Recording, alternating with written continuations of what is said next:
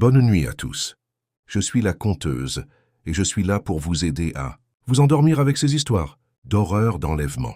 Alors avant de commencer, abonnez-vous à la chaîne et aimez la vidéo. J'aimerais savoir d'où vous venez et à quelle heure vous regardez la vidéo. Alors n'hésitez pas à laisser un commentaire quand vous serez prêt. Installez-vous confortablement et détendez-vous. Cela m'est arrivé à l'été 2018. Et rien que d'y repenser, j'ai encore les cheveux sur la tête. Et je me demande ce qui aurait pu se passer si les choses s'étaient déroulées différemment. Pour vous aider à comprendre, laissez-moi vous donner un peu de contexte. J'ai 24 ans et je vis dans le Minnesota. Cet été-là, j'étais en visite chez un ami à Chicago. On s'était rencontrés à la fac dès notre 2e année. On était donc assez proches. On s'était séparés après l'obtention de leur diplôme. Et c'était la première fois depuis longtemps qu'on se voyait. Je ne restais qu'une semaine là-bas, puis je rentrais. Alors je voulais profiter de chaque instant. Le premier jour, mon ami Finn et sa mère sont sortis faire des courses pour la semaine et m'ont laissé seul à la maison. La raison était simple. Je venais d'arriver et je voulais juste me détendre, me reposer un peu et me préparer pour la sortie prévue le lendemain matin. Cependant, la chaleur commençait à devenir insupportable à la maison. C'était le plein été et je ne supportais pas la chaleur. Alors j'ai décidé de faire un tour dans le quartier. Il faut savoir que j'adore marcher, surtout le soir. C'est très relaxant, surtout quand je suis nerveux ou que j'ai juste besoin de me vider la tête quelques minutes. Je suis aussi un peu antisocial, avouons-le, et se promener seul m'aide beaucoup à décompresser. 10 minutes de marche m'ont conduit à un parc de quartier et au lieu de rentrer, j'ai décidé de l'explorer un peu pour tuer le temps. C'était un immense parc, avec un terrain de baseball, entouré d'un sentier d'environ 1 kilomètre et demi qui le parcourait tout le long. Il y avait aussi un terrain de basket au loin et une aire de jeu pour enfants à proximité. Il y avait des toilettes publiques qui, comme partout ailleurs, étaient faiblement éclairées, et bien que le parc paraisse généralement paisible, ce qui a surtout retenu mon attention, ce sont les arbres qui l'entourent. J'avais l'impression d'être au milieu d'une réserve forestière, au milieu de nulle part. Mais à part le fait que ça rendait tout un peu flippant, je n'avais pas vraiment peur. Finn m'avait toujours assuré que son quartier était généralement sûr. Il ne se passe jamais rien d'étrange ici, me disait-il. Et même s'ils avaient en partie raison, ce soir-là, je pense qu'ils avaient tort. J'ai continué à marcher et j'ai fini par trouver un banc où je me suis assis un moment, profitant de la brise fraîche du soir. J'étais en paix avec le silence quand j'ai soudain entendu un bruit dans les arbres près de là où je me trouvais. Je me suis retourné aussitôt et il n'y avait rien. C'était peut-être juste le vent, un oiseau ou peut-être un écureuil. C'est du moins ce que je pensais, essayant de me calmer. Mais environ 5 minutes plus tard, j'étais toujours là, sans rien voir ni entendre d'anormal. J'ai sorti mon téléphone pour consulter un SMS. On est de retour. Où es-tu? J'allais répondre quand j'ai levé les yeux et vu quelque chose qui m'a arrêté net. Une voiture est arrivée sur le terrain de jeu à quelques mètres de là où j'étais assis. C'était étrange. Surtout qu'il était 21h30 et que je ne connaissais pas très bien le quartier. Je n'avais donc aucune idée de ce que cette voiture faisait là. Mais comme je n'avais vu personne sortir ni rien d'anormal, j'ai pensé qu'il s'agissait d'une simple visite. Quelques minutes se sont écoulées, pendant que j'attendais qu'un occupant sorte du véhicule, mais rien ne s'est produit. C'est là que j'ai commencé à être un peu nerveux, et que la lumière des phares a commencé à me gêner. Je me suis alors dit qu'il était temps de partir. Je me suis donc levé et j'ai commencé à marcher, jusqu'à la maison de Finn. Je lui ai envoyé un texto pour lui dire que j'étais sorti du parc, et juste à ce moment-là, j'ai entendu une portière de voiture se fermer derrière moi.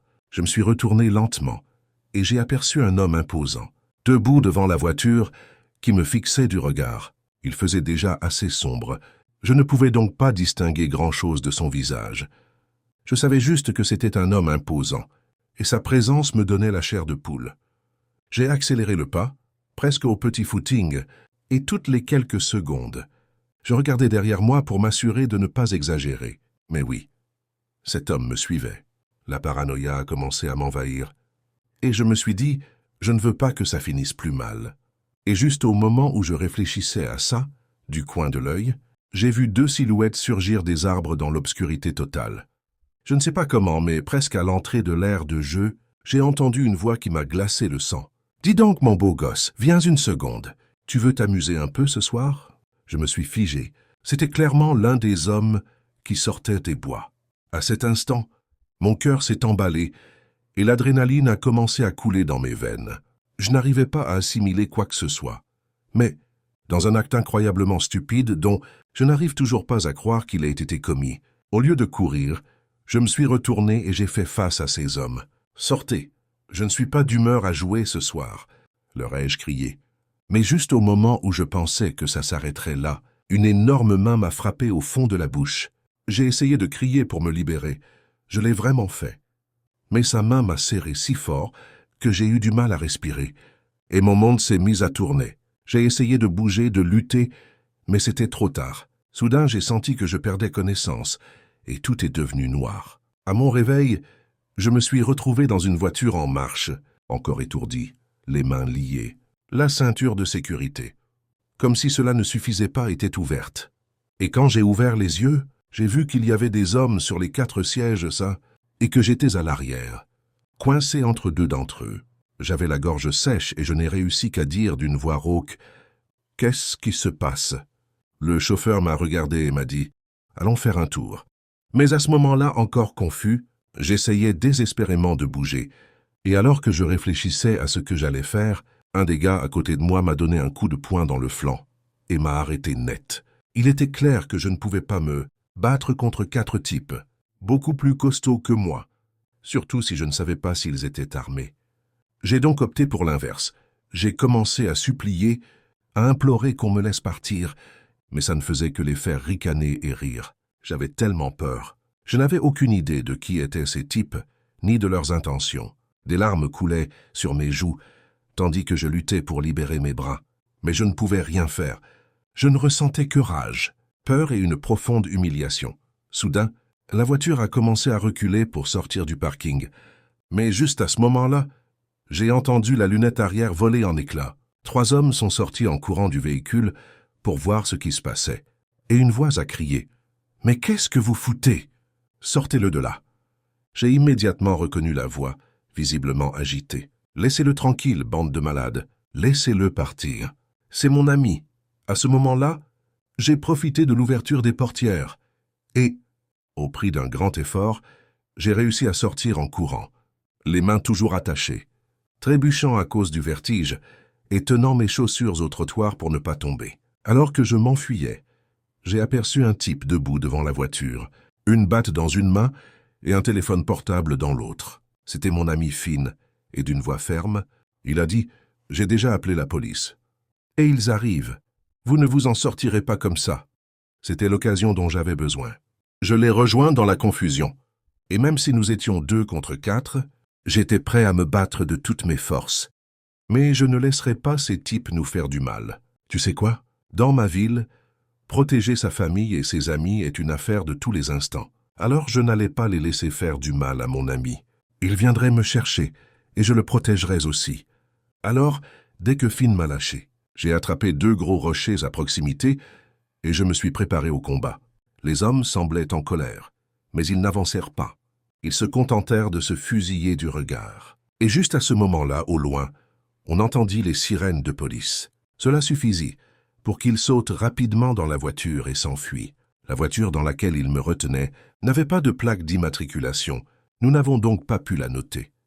Quelques instants plus tard, la police est arrivée et nous a aidés. Ils ont pris ma déposition et m'ont dit qu'ils me tiendraient au courant s'il y avait du nouveau.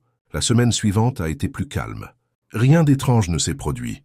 Mais juste au moment où j'allais rentrer au Minnesota, Finn m'a dit quelque chose que je n'oublierai jamais. « Tu sais, mec, tu m'as fait une sacrée frayeur. » Il m'a demandé si tu aurais pu finir comme Michael. J'ai dû lui demander qui était ce Michael. Et c'est là qu'il m'a dit quelque chose qui me fait encore froid dans le dos. Il s'avère que quand Finn était au lycée, il avait un ami qui s'appelait Michael. Ils jouaient tout le temps dans ce même parc. Qu'un après-midi, un inconnu les a abordés. L'homme prétendait être un ami du père de Michael. Mais pour faire court, ils n'ont plus jamais eu de ses nouvelles, ni de Michael.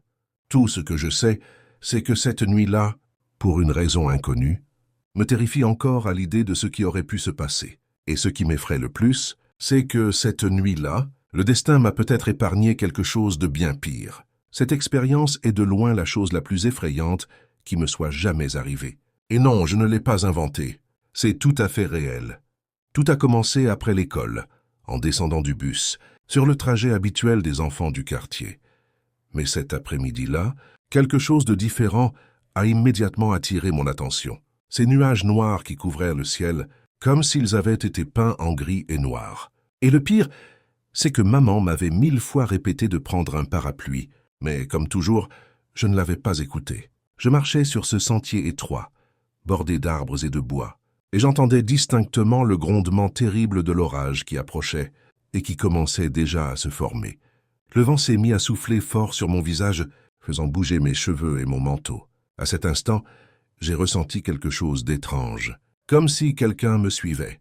Je me suis arrêté net, je me suis retourné et je n'ai rien vu. Juste ce long chemin désert derrière moi, pas une seule âme en vue. J'ai décidé de continuer à marcher, mais alors que j'avançais, j'ai vu quelqu'un sortir des arbres juste devant moi. Il y avait un type là, immobile, qui me fixait. Je suis resté figé quelques secondes, puis il a parlé. « Tu dois venir avec moi. » J'ai regardé son visage perplexe. Mais qu'est-ce que c'est que ça?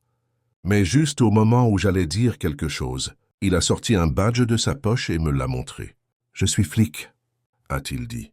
« Et on a surpris ton frère Max en train de fumer dans ses bois. Si vous voulez qu'il soit libéré, vous devez venir avec nous. » Son ton était très sérieux. Presque intimidant, bien sûr. Mon frère n'est pas un saint. Alors d'un côté, ça me semblait étrange.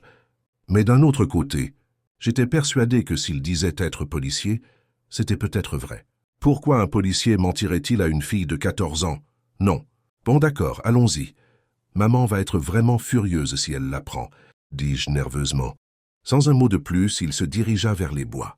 Le jour était presque tombé, et il alluma une lampe de poche pour éclairer le chemin. En marchant, j'entendais des coyotes hurler au loin, et le temps se gâtait encore. Je voyais notre maison au loin, mais à chaque pas, mon cœur battait plus vite. Alors, avec crainte et hésitation, je lui ai demandé « Tu vas passer la nuit en prison ?» Mais le type n'a pas répondu. Il a continué à marcher. J'aurais voulu répéter la question, mais juste avant que je puisse ajouter quoi que ce soit, il a soudain pointé quelque chose vers mon cou et a grogné. « Je ne suis pas flic. Tais-toi et continue à marcher. » Je restais là sans voix, paralysé. Comment ça, ce n'était pas un policier? Alors qui était cet homme? Et pire encore, quelles étaient ses intentions? J'avais déjà marché assez loin de chez moi. Et par ce temps, si j'essayais de courir ou de crier, personne ne m'entendrait. Il n'y avait rien aux alentours. Juste des arbres, et ce chemin qui menait on ne sait où. Il était clair que j'étais tombé dans un piège, et me voilà au milieu des bois, avec un type bizarre, qui ne semblait pas avoir de bonnes intentions. Remarquant mon silence, il me lança un regard en coin et me prévint. « Fais attention à ne pas faire de bêtises. Je te promets que tu n'en sortiras pas vivant. » J'ai ressenti une oppression dans la poitrine en l'entendant. J'avais trop peur pour tenter de m'enfuir. Je n'avais d'autre choix que de faire ce qu'il me disait, et de prier le ciel pour que quelqu'un vienne à mon secours, chose trop improbable à ce moment-là. « D'accord, je ferai tout ce que tu me dis. » Parvins-je à dire, la voix tremblante. Il me regarda quelques secondes en silence, puis me prit la main gauche et commença à marcher avec moi. Je n'ai pas protesté. Je l'ai laissé faire ce qu'il voulait, de peur de me faire encore plus mal. Nous avons marché une demi-heure et sommes arrivés à un gros rocher au milieu de la forêt. L'homme a braqué sa lampe torche sur moi. Et là, en dessous, j'ai vu une vieille trappe en métal, couverte de feuilles. Il l'a ouverte avec difficulté. Et en dessous se trouvait une échelle brisée, menant à une sorte de grotte sombre. « Entre !» a-t-il ordonné. Les larmes coulaient sur mon visage. J'ai regardé autour de moi une dernière fois, le cœur battant à tout rompre. Puis, sans rien dire, je suis entré discrètement. On aurait dit un vieil abri, un de ceux qu'on construisait, probablement en temps de guerre, pour que les soldats puissent s'y cacher la nuit. Il y avait un matelas usé dans un coin et une chaise en bois qui semblait sur le point de se briser. Des bouteilles de bière vides roulèrent par terre, et une vieille ampoule pendait au plafond. Oui, elle avait l'air plutôt neuve. Il avait donc dû tout prévoir. La scène qui a suivi est encore gravée dans ma mémoire. Ce fut un traumatisme qui a duré 10 jours et qui me hante encore. Le type s'est mis à crier et à me frapper. Et chaque jour, il sortait une fois pour me faire des choses horribles. Je faisais ce qu'il voulait juste pour qu'il ne me tue pas. La nuit, je ne dormais qu'à moitié éveillé, avec une douleur persistante. Et dans cet état, je le voyais allongé juste à côté de moi, avec cette expression de malédiction et ce sourire qui me donnait des frissons. J'écoutais toujours les bruits de la forêt, les ululements des hiboux et le chant des oiseaux comme si de rien n'était. Alors que j'étais allongé là, physiquement et émotionnellement brisé, chaque nuit je pleurais en silence, pensant à ma mère et à Max, me demandant s'ils me retrouveraient, un jour ou comment, ils retrouveraient mes traces. À mesure que les jours passaient et que l'horreur s'éternisait, tout espoir s'éteignait presque en moi. J'en étais arrivé à un point où j'avais perdu tout espoir, et j'avais même des pensées très sombres, comme celle de mettre fin à mes jours, pour tenter de mettre fin à mes souffrances. Jusqu'au jour où, alors qu'il était distrait par son téléphone, j'ai élaboré une stratégie. 10 jours s'étaient alors écoulés. 10 jours à ne résister à rien. 10 jours à endurer toute cette douleur et cette humiliation sans riposter, juste pour survivre. Ça l'a fait baisser sa garde.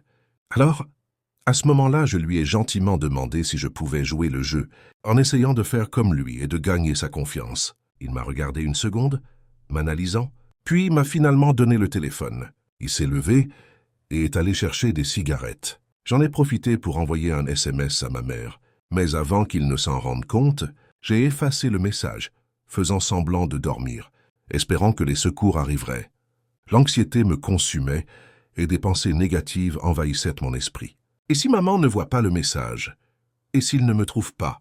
Et s'il l'apprend? Toute cette incertitude était une torture psychologique pour moi.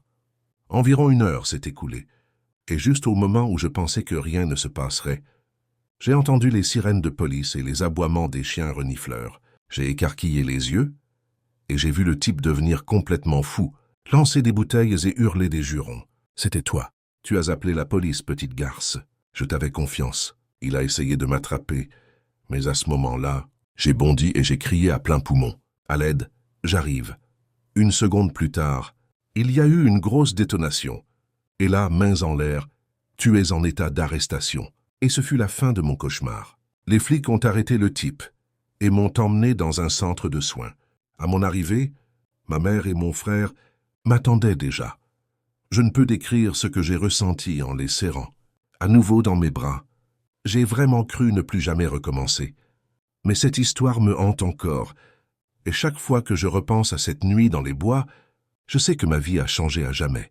Mon agresseur a été condamné à 20 ans de prison, et j'ai passé des années de ma vie en thérapie, pour stress post-traumatique.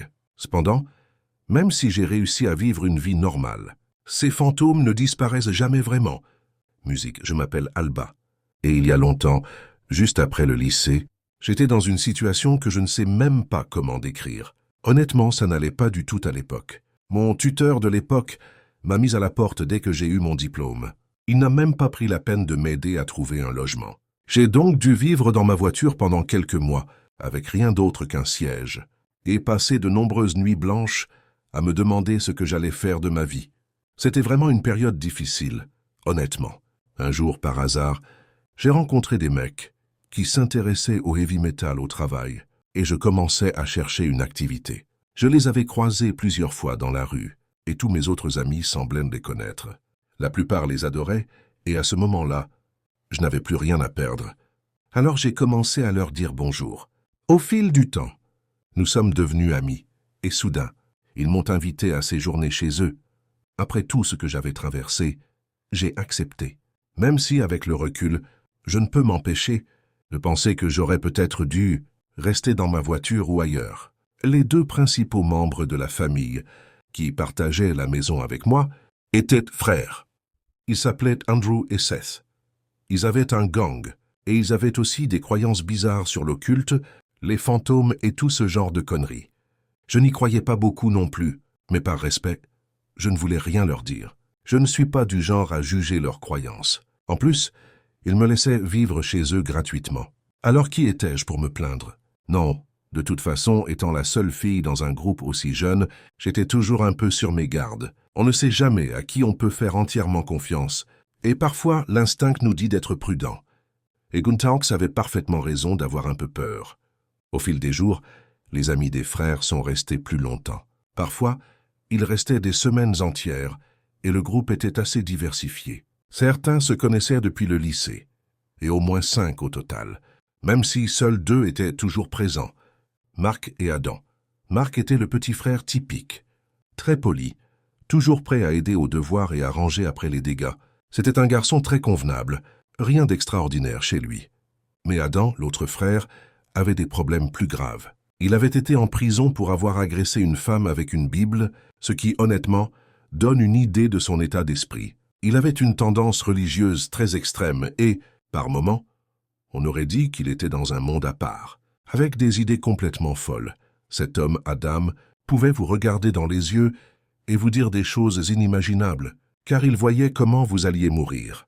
Et ce n'était pas une exagération. Il vous regardait et on aurait dit qu'il voyait au-delà de vous. Il m'a dit un jour qu'il était possédé par un démon et qu'il avait besoin d'aide pour purifier son âme. La plupart des gens dans la maison savaient que ce type était un peu fou, mais pour une raison inconnue, il restait là, amicalement, soutenu par tout le monde. Ça m'effrayait beaucoup, pour être honnête. Parfois, après ces propos insensés, je restais sur mes gardes, je gardais mes distances. Je ne savais pas comment réagir dans un moment pareil. Personne d'autre ne semblait aussi inquiet que moi, même si, honnêtement, toute la maison aurait dû être inquiète, car ce type n'était pas quelqu'un avec qui il fallait plaisanter. Bref, tout semblait normal jusqu'au jour où, au milieu de la nuit, alors que je dormais, mon téléphone s'est mis à sonner. Soudain, je me suis réveillé à moitié endormi et, à ma grande surprise, c'était mon patron. Il m'a demandé si je pouvais arriver au travail 1 heure plus tôt. À ce moment-là, il n'était que midi et je n'avais rien de plus important à faire. Alors je n'y ai même pas pensé. J'ai dit oui. Je me suis levé. Je me suis préparé à sortir et en sortant, j'ai vu Marc et Andrew sur le canapé en train de regarder la télé. Adam était par terre, à côté de la télé, en train de regarder des vidéos YouTube sur la fin du monde, l'apocalypse, etc. Normal sur ces pages, rien d'extraordinaire. Je les ai remerciés. Leur ai dit au revoir et suis parti travailler, l'esprit ailleurs. Mon service au magasin touchait à sa fin quand, sans prévenir, mon téléphone a sonné à nouveau. Mon patron a répondu, m'a demandé de le récupérer et me l'a passé. « C'est pour toi », a-t-il dit. J'ai pensé que c'était un ami. Mais quand j'ai répondu, la voix que j'ai entendue ne m'était pas familière du tout. C'était un homme à la voix grave qui m'a dit « Bonjour, je suis l'inspecteur Williams. Nous devons vous parler. Il s'est passé quelque chose chez vous aujourd'hui et vous devez venir au poste pour faire une déposition. » C'est là que mon monde s'est écroulé. Je suis sorti du travail avec un horrible sentiment au fond de moi, me demandant ce qui avait bien pu se passer. Au fond de moi, je pensais que l'un des frères avait peut-être été arrêté pour trafic de drogue ou autre, mais je me trompais lourdement. Je suis arrivé au poste et on m'a rapidement laissé entrer. Un agent m'a conduit dans une petite pièce froide, équipée d'une caméra de surveillance très large. Il m'a donné une bouteille d'eau et m'a laissé seul, là, pendant une 30aine de minutes. Pendant ce temps, j'avais la tête qui tournait, essayant d'imaginer ce qui s'était passé, ce que j'avais pu voir ou entendre cette nuit-là. Quand le policier est revenu, il m'a dit qu'Adam avait poignardé et tué Andrew environ 1 heure plus tôt. Vers 13 heures, j'étais sous le choc. Je n'arrivais pas à croire ce que j'entendais. Comment était-ce possible? Je n'étais parti qu'1 heure, et tout semblait normal. Il ne s'était même pas disputé avant ça. Je lui ai demandé s'il y avait eu une bagarre, si quelqu'un avait essayé de l'arrêter, et ce qu'il m'a dit était encore pire. Il m'a expliqué que non. Il n'y avait pas eu de bagarre ni rien de ce genre, qu'un instant ils allaient bien. Et l'instant d'après, c'était Adam qui l'avait fait. Je n'oublierai jamais ce choc. J'ai ensuite fait ma déposition et je suis parti. Ne sachant que faire, l'esprit encore brouillé. Mon appartement était désormais une scène de crime et je me sentais complètement perdu. Je suis allé chez un ami chercher de l'aide, mais j'ai appris que les informations de presse étaient toujours confidentielles et que la police ne me donnerait pas plus de détails. Quelques jours plus tard, petit à petit, la vérité a émergé aux informations. Elle m'a laissé de marbre. Adam n'avait pas seulement poignardé Andrew, mais il l'avait fait à plusieurs reprises, le décapitant presque. Puis il s'est précipité dehors, l'arme toujours à la main, a appelé le 11 et a avoué son acte. La scène était horrible. Le plus étrange, c'est que ce type était persuadé d'avoir bien agi. La police a retrouvé ses carnets, dans lesquels il avait prévu de tuer tout le monde, ses propres frères, les autres enfants qui vivaient là, et bien sûr moi. Il disait croire que nous étions tous possédés par des démons, et que c'était le seul moyen de nous libérer. Le pire, c'est qu'à ce moment-là, il a signalé Marc comme témoin, mais il s'est enfui et a tenté de s'échapper, et il a eu beaucoup de chance de le faire quand il l'a pu.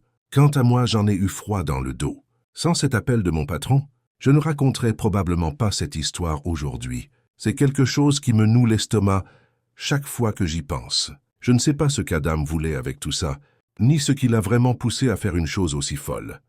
Mais ce que je sais, c'est que ce jour-là a changé ma vie à jamais. Parfois, je me demande s'il s'agissait vraiment d'un délire ou d'une pure malveillance de sa part. Je ne le saurai peut-être jamais, mais je réalise que la véritable obscurité peut être bien plus proche qu'on ne le pense, même chez les personnes et les choses les plus banales que l'on croit normales. Musique. Je n'aurais jamais imaginé qu'une nuit aussi banale puisse se transformer en l'un des pires cauchemars de ma vie, mais je me suis retrouvé dans une situation que je ne souhaiterais honnêtement pas à mon pire ennemi. Tout a commencé un dimanche après-midi vers 17 heures. J'étais chez moi en train de me reposer quand j'ai soudain entendu frapper très fort à la porte. Et je vous jure que c'était vraiment bizarre, car là où j'habitais, personne ne venait jamais me rendre visite. Seulement mon voisin, qui était mon ami à l'époque, mais seulement de temps en temps, et qui vivait seul la plupart du temps. Le quartier avait toujours été calme, sans agitation ni visiteurs inattendus. Je me suis levé lentement et me suis approché de la porte, déconcerté. En l'ouvrant, j'ai eu une surprise. Une femme que je n'avais jamais vue se tenait là. Elle s'est présentée comme Madame Carter, disant qu'elle venait d'emménager dans le quartier avec sa famille et qu'elle organisait une petite réunion chez elle ce soir-là, m'invitant à la rejoindre. Au début, j'ai pensé lui dire non, que je n'étais pas intéressé par les fêtes, mais quelque chose dans son ton et son visage, je ne sais pas, a attiré mon attention. Ce n'était pas un visage qu'on voit tous les jours, et j'étais intrigué par le but de cette réunion. Elle a insisté sur le fait que non seulement des voisins seraient là, mais qu'ils organisaient aussi une fête pour inaugurer leur nouvelle maison. Je ne m'attendais pas vraiment à quelque chose de spécial, mais pour une raison que j'ignore, j'ai fini par accepter, je pouvais perdre. J'allais juste faire un tour, c'est tout. Il était environ 18 heures quand je suis arrivé chez elle. La façade était simple, pas très voyante, mais en entrant, j'ai réalisé qu'il n'y avait qu'elle et moi. Il n'y avait personne d'autre, ni famille, ni amis, rien, juste elle et moi. Je pensais que ce serait une petite fête, mais qu'il finirait par accueillir plus de monde. Pourtant, le dîner était bon. La nourriture était familiale et délicieuse. Nous avons commencé à discuter, et la femme était très amicale, quoique un peu étrange, avec un air mystérieux qui ne m'a pas vraiment convaincu. Elle m'a aussi expliqué que personne d'autre n'était venu à la réunion, mais j'ai pensé que, peut-être parce qu'elle était nouvelle dans le quartier, les voisins lui avaient posé un lapin, c'est-à-dire qu'ils n'avaient pas répondu à son invitation. Pendant que nous discutions, j'ai remarqué un jeune homme au coin de la rue qui ressemblait à son fils, mais qui n'avait pas l'air très content. Il s'appelait Max, et il s'est avéré être un type très sympathique. Et nous avions beaucoup en commun. Nous avons plaisanté et ri toute la soirée. On avait vraiment l'impression que c'était une simple réunion, quelque chose de simple et sans prétention. Une fois la soirée terminée, je me sentais bien et j'avais envie de continuer à sortir, d'aller à d'autres fêtes avec Max et de me faire de nouveaux amis dans le quartier. Et c'est ce qui s'est passé. Pendant un moment, on a passé du bon temps ensemble, mais seulement en bons amis. Je ne m'intéressais à lui et lui non plus.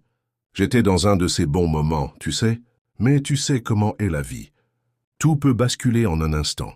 Un jour particulier, Max m'a appelé dans l'après-midi. Ce moment semblait important.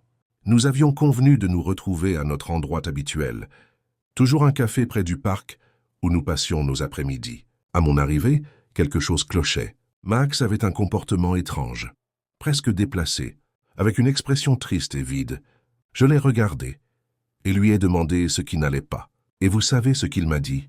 Que l'entreprise de son père avait fait faillite, qu'ils étaient en difficulté et devaient vendre la maison, qu'ils devraient partir dans quelques jours et que tout était fini pour eux. Ça m'a vraiment fait mal. Je me suis assise à côté de lui en silence.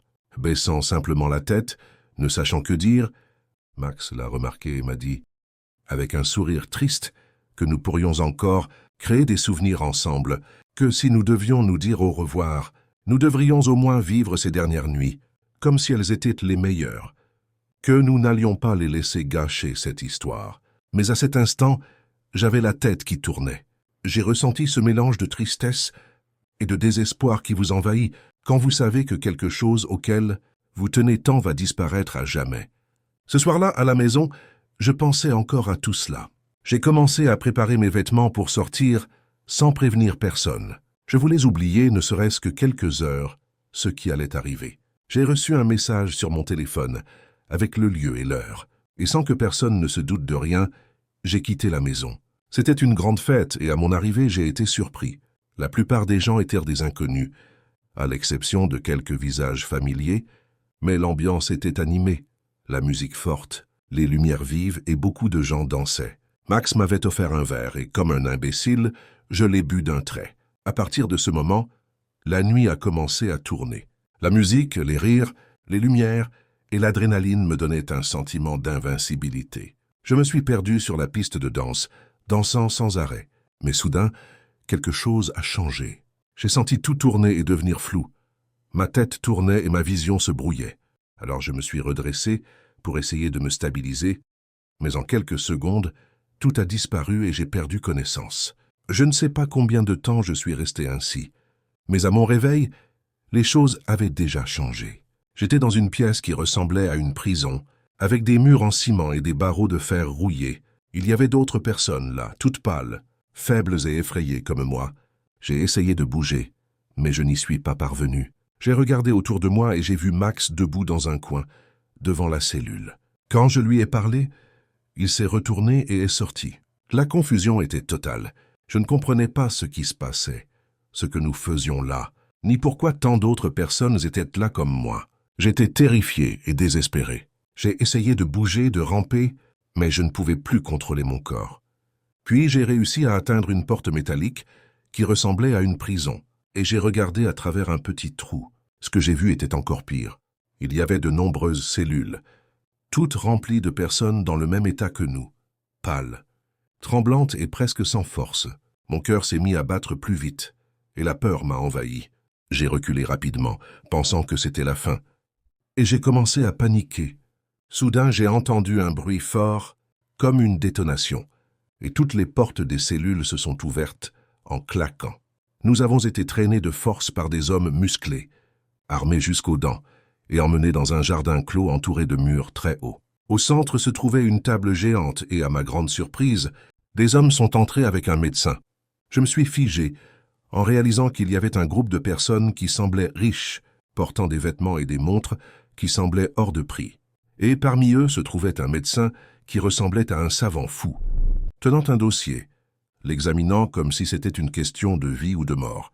Soudain, ils se sont dirigés vers nous, et ce médecin s'est mis à lire à voix haute, comme s'il procédait à un examen médical, mais en réalité, il avait tout notre dossier médical dans son dossier. Il s'approcha d'une jeune fille qui pleurait et implorait, et deux bras puissants l'attrapèrent.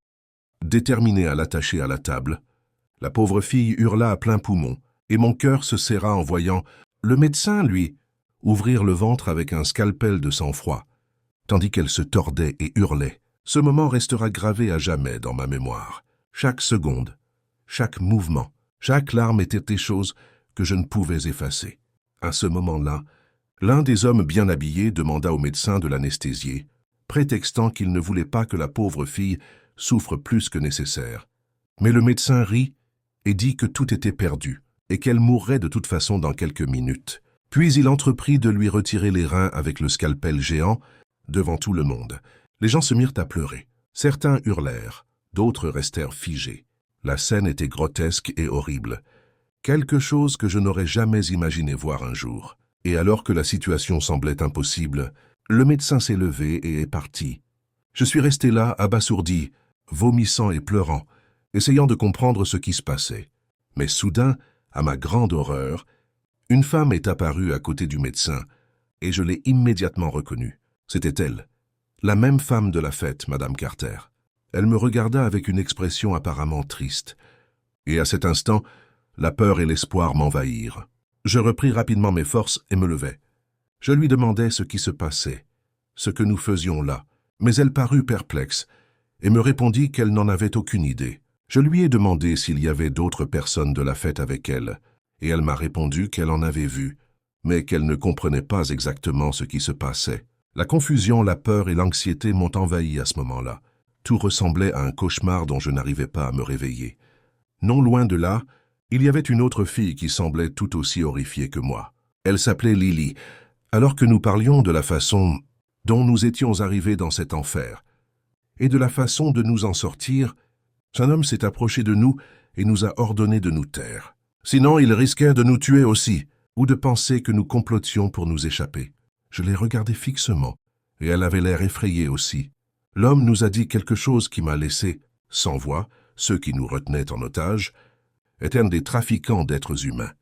Je n'arrivais pas à y croire. L'idée la plus absurde et la plus terrifiante que j'ai jamais eue de ma vie devenait réalité. Sous mes yeux, j'ai demandé à l'homme comment nous étions arrivés là, comment il s'était retrouvé dans cette situation, et il m'a répondu qu'il n'avait pas vu les reportages à la foire cette semaine-là.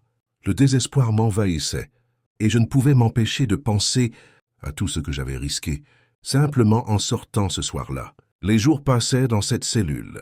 Ils ne me laissèrent pas sortir. Ils ne nous donnèrent de l'eau qu'une fois par jour. J'y suis resté près de 2 semaines, sans savoir à quoi m'attendre, avec l'impression que mon tour pouvait arriver à tout moment. Le médecin venait presque tous les jours pour choisir le prochain, et c'était toujours une épreuve. S'il vous désignait du doigt, tout était perdu, il n'y avait aucune issue, et chaque fois qu'il me regardait, je sentais que la fin était proche. Un soir, ce moment est arrivé. C'était mon tour. Le médecin m'a regardé dans les yeux et m'a murmuré d'une voix très calme « Tu vas mourir ». Et avant que je puisse faire quoi que ce soit, les hommes forts m'ont traîné jusqu'à la table.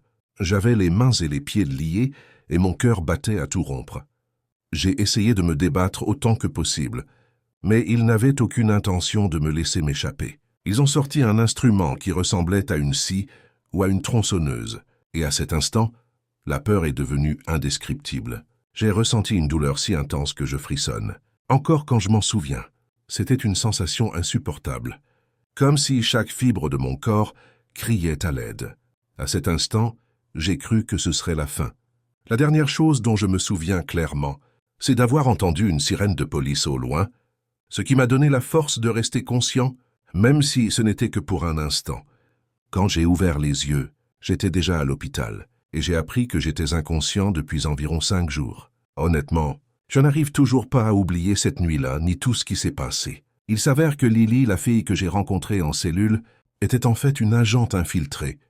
Elle travaillait sur cette affaire depuis des années, luttant contre le trafic d'êtres humains, et c'est elle qui a réussi à nous sauver, moi et les autres. Et le plus fou, c'est que, miraculeusement, Max, le garçon que je croyais être mon ami, était encore en vie. Mais ce n'était ni une coïncidence, ni même un coup de chance. C'était plutôt lui qui avait intentionnellement drogué tout le monde à cette fête, moi y compris, et nous avait vendus aux trafiquants. Quand je lui ai rendu visite en prison, sa seule excuse était qu'il avait besoin d'argent, qu'il ne pouvait rien faire d'autre. La plus grande trahison que j'ai jamais subie. Depuis, je n'ai plus fait confiance à personne. Et chaque jour qui passe me fait réaliser combien la vie est fragile et comme tout peut basculer en une seconde. C'est quelque chose que je ne peux pas effacer, une expérience qui m'a marqué à jamais. Mais regardez, me voilà maintenant en vie, avec une jambe en moins, mais en vie. Et chaque fois que je repense à cette nuit-là, je réalise la chance que j'ai. Bien sûr, je ne sors plus jamais le soir sans réfléchir à ce qui pourrait arriver, car la vie nous réserve parfois des surprises, et il est impossible de revenir à la normale. J'espère juste que mon histoire aidera d'autres personnes à éviter de se retrouver dans la même situation. Je ne sais pas si cela vous est déjà arrivé, mais en décembre 2023, je naviguais à nouveau sur Tinder et ses applications. Le problème, c'est que tout le monde autour de moi était déjà en couple, se mariait, achetait une maison, fondait une famille. Et moi, je n'avais même pas de relation stable. J'avais déjà 30 ans et j'avais l'impression de prendre du retard dans tout ça. La journée, mes devoirs me tenaient bien occupé, et le football était mon échappatoire. Mais la nuit, que dire? Les nuits étaient solitaires et ennuyeuses, surtout quand on commençait à penser à tout ce qui manquait. Un jour, alors que j'allais fermer l'application, j'ai vu son profil. James Carter, 33 ans. Un homme qui semblait de ceux qui ne pouvaient pas passer inaperçus, avec un sourire confiant et des yeux qui vous fixaient droit dans les yeux. Ces photos montraient un homme fort et sûr de lui, avec une présence qui vous faisait penser « Ce type doit avoir quelque chose d'intéressant ». La légende de son profil disait quelque chose comme « À la recherche de quelque chose de vrai. J'en ai marre de jouer à des jeux. Tu veux prendre un café et voir ce qui se passe ?» Eh bien, on a matché en quelques minutes. Et peu après, il a commencé à m'envoyer des textos. Dès le début, il semblait différent des autres, plus mature et à la recherche de quelque chose de sérieux, pas juste d'une aventure d'un soir. Lors de notre premier rendez-vous dans un café, j'ai ressenti une étrange nervosité. Ces papillons dans le ventre qu'on ressent quand on sait que ça pourrait être quelque chose d'important. Mais sérieusement, il était encore plus beau en vrai, avec de grandes mains et un sourire qui mettait à l'aise. On s'entendait bien et il était ouvert. Écoute, ce que je veux vraiment, c'est une famille, une vraie connexion, quelqu'un avec qui construire quelque chose de valable. Et 2 jours plus tard, je pensais déjà à le présenter à mes amis. C'était peut-être un peu précipité, mais sur le moment, il me semblait être le bon. Du moins, je le pensais. Le 17 décembre est arrivé et j'étais nerveux, car je n'avais jamais emmené personne rencontrer mes amis auparavant. L'idée d'aller à ce pop-up à Marston Park me semblait idéale pour le soir de Noël, avec tous ces verres et cette ambiance festive. Ce qui était un peu dérangeant. James est venu me chercher et eh bien tout semblait bien se passer. La soirée se déroulait sans problème. Mes amis commençaient à le connaître et il semblait bien s'intégrer. Mais au bout d'un moment, quelqu'un m'a interrogé sur mes relations passées et j'ai lâché. Eh bien, j'ai eu une aventure d'un soir une fois. À ce moment-là, j'ai remarqué son visage changer. Ce qui semblait être une expression détendue est devenu étrange, comme si quelque chose en lui s'était activé. Mon ami Taylor, qui était à côté de moi, a soudainement dit « Je pense qu'on devrait y aller ». Nous avions tous les deux beaucoup bu, et elle s'inquiétait de la tournure des événements. À 1h30 du matin, tout le monde est parti et nous avons décidé d'aller dans une chambre d'amis pour finir de discuter un peu. C'est là que j'ai senti que quelque chose clochait. Quand la porte s'est refermée, j'ai su que quelque chose clochait, vraiment. Le visage de James, ou plutôt de Carter, a complètement changé. Son sourire amical disparut, remplacé par une expression complètement différente, comme si quelqu'un d'autre avait pris possession de son visage. Mon cœur s'emballa. « Il fallait absolument que tu lui dises, non ?» demanda-t-il avec colère. « Ce n'est pas si grave. » Dis-je pour tenter de calmer les esprits. Mais il ne dit rien. Il resta planté là, le regard haineux fixé sur moi. J'étais tellement perdu, mais j'ai dit « Hey, ce n'était rien. C'était avant que je te rencontre. Pourquoi es-tu comme ça ?» Mais soudain, il s'est mis à hurler. « Tu m'as fait passer pour une idiote, tu sais ?» À ce moment-là, je n'ai même pas eu le temps de réagir. Avant même que je puisse comprendre ce qui se passait, Carter s'est jeté sur moi, comme un animal sauvage, et m'a plaqué, au sol très violemment. Le coup fut brutal, et il me fallut une seconde pour comprendre ce qui se passait. « À l'aide, s'il vous plaît, aidez-moi » hurlai-je. Mais au même instant, ses mains se refermèrent sur mon cou, si fort que je ne pouvais plus respirer. J'essayais de lutter, de lui donner des coups de pied, de le griffer, mais il était tellement plus grand et tellement plus fort que moi. Tout était chaotique. Je sentis des coups au visage et mon sang se mit à couler. Les larmes et la peur me rongeaient à cet instant. Le sang couvrait mon visage. Et je ne pouvais même pas crier, juste essayer de respirer, même si c'était à peine perceptible. Je me débattais de toutes mes forces, le poussant, le griffant, essayant de le faire lâcher prise. Mais il était encore trop fort. Je ne me souviens que de tant de douleur, de désespoir et de peur. Et à ce moment-là, tout a commencé à sombrer. La dernière chose que je distinguais, c'était son visage, avec ses yeux hagards et haineux, et une expression de rage que je n'avais jamais vue auparavant, accompagnée de ce sourire diabolique, les dents serrées, comme celui d'un animal. À ce moment-là, on pense que ces choses n'arrivent qu'aux gens dans les films, mais non, car c'était réel. Le lendemain matin, Taylor est entré dans la pièce et m'a trouvé par terre, une couverture sur moi comme un déchet, le visage défiguré et couvert de sang séché. Elle a essayé d'ouvrir la porte, Et quand elle m'a vu, c'était comme si son monde s'était écroulé. Elle ne comprenait pas ce qui se passait. Elle a juste demandé « Mon ami, es-tu réveillé? S'il te plaît, dis-moi quelque chose. » Et j'étais là, par terre, inconscient, le visage en sang, la tête enveloppée de douleur et d'une peur terrible. James Carter avait disparu. Je ne savais pas qui il était vraiment, ni ce qui lui était arrivé avant moi. Je n'avais jamais rien su des 5 femmes qui avaient déposé des ordonnances restrictives, ni qu'il avait été emprisonné pour avoir étouffé son ex. Absolument rien. Je sais juste que ce type, ce monstre, était dans ma vie et a failli me la voler. Et je me demande encore, comment ai-je pu être aussi naïve? Comment n'ai-je pas compris plus tôt que ce type était un psychopathe? Pourquoi n'ai-je pas fait de recherche sur lui avant de le faire entrer dans ma vie? Mais bon, cette nuit-là a changé ma vie à jamais. Et même si j'essaye de ne plus y penser maintenant, je ne verrai plus jamais la vie du même œil. Chemin. La seule chose qui me console, c'est qu'il est maintenant en prison et qu'il ne sortira pas avant très longtemps.